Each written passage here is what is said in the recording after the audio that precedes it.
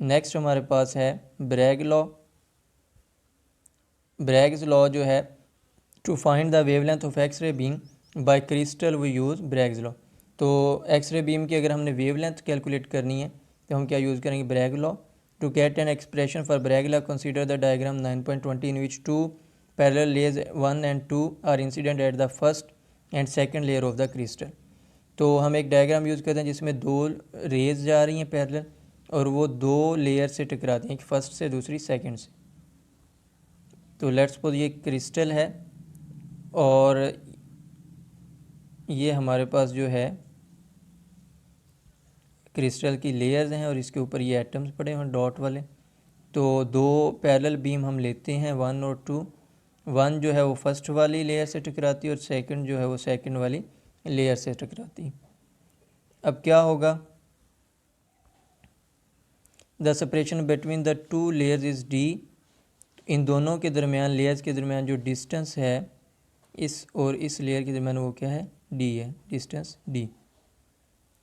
Theta is the glancing angle which is complementary angle to the angle of incidence. और जो theta है वो complementary angle है, मतलब उसका सम जो है वो 90 होना चाहिए और to the angle of incidence. तो now the two reflected rays from the successive planes will reinforce each other if the path difference between them is a integral multiple of wavelength। तो अगर ये जो वेव्स हैं इससे जो reflect हो रही हैं या रिफ्लेक्टेड जो रेज़ हैं, अगर इनके दरमियान जो वेवलेंथ है, पाथ डिफरेंस है, वो इंटीग्रल मल्टीपल ऑफ लेमडा हो, एन लेमडा, और एन हो सकता है 1 2 3 4 या 0 1 2 3 4। तो अगर ये इंटीग्रल इनका जो पाथ डिफरेंस है वो path difference of N lambda हो या लेमडा हो, तो फिर क्या होगा, कंस्ट्रक्टिव इंटरफेरेंस होगी और ये एक दूसरे को रेनफोर्स करेंगे। Since ray 2 covers larger distance than the ray 1, so path difference between the two rays is therefore. चूँकि जो 2 वाली रे है वो ज़्यादा जो है वो डिस्टेंस कवर करती है। अगर यहाँ से देखें ये रिफ्लेक्टेड है तो ये ज़्यादा है डिस्टेंस कवर करे, ये कम। तो ये इस तरह से एक पाथ डिफरेंस आ रहा है इन दोनों के दरमियान।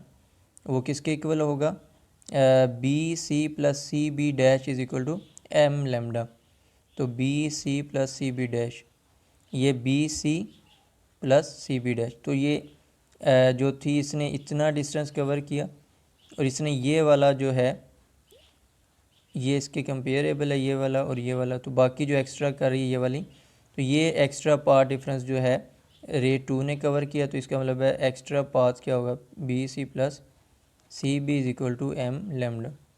तो चूँकि ये पूरे इस एक्सप्रेशन के इक्वल है तो वो लेमडा के इक्वल होगा, ये वाला जो पाथ डिफरेंस।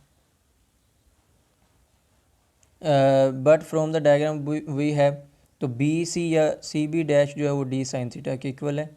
लेट्स सपोज ये बी सी है और ये हमारे पास एक राइट एंगल ट्राइंगल बन रही। तो ये वाला जो है इसका जो है बेस है ये परपेंडिकुलर, ये एक्स एक्सिस है, ये वाई। तो इस तरफ अगर ये डिस्टेंस जो है वो डी के इक्वल है ये वाला, तो यहाँ पे ये डी साइन थीटा बनेगा और ये डी कॉस थीटा। तो ये बी सी जो है ये क्या बन रहा है, डी साइन थीटा वाला पार्ट। इसी तरह सी बी डैश भी जो है वो क्या बनेगा, sine theta, D sine theta वाला पार्ट। तो क्या होगा फिर, और देयरफॉर तो ये भी डी साइन थीटा, ये भी डी साइन थीटा, तो ये बनेगा 2d sine theta is equal to M lambda. तो हमारे पास ये इक्वेशन आ जाएगी where M is equal 1 2 3। For order 1 m1 होगा, ऑर्डर 2 के लिए m2 होगा। This equation is known as Bragg law. तो ये इक्वेशन जो है 2d sine theta is equal to M lambda, ये ब्रैग्स लॉ है। Using Bragg's law we can determine the interplanar spacing between the smaller parallel planes of a crystal. अगर using ये जो है ब्रैग्स लॉ को use करके हम interplanar spacing find कर सकते हैं। वो क्या होती हैं, इन प्लेन्स के दरमियान जो स्पेस है, तो वो क्या है, डी है। तो D is equal to M lambda over 2 sine theta. तो ये ब्रैग लॉ को रीअरेंज करके हम interplanar spacing D find out कर सकते हैं।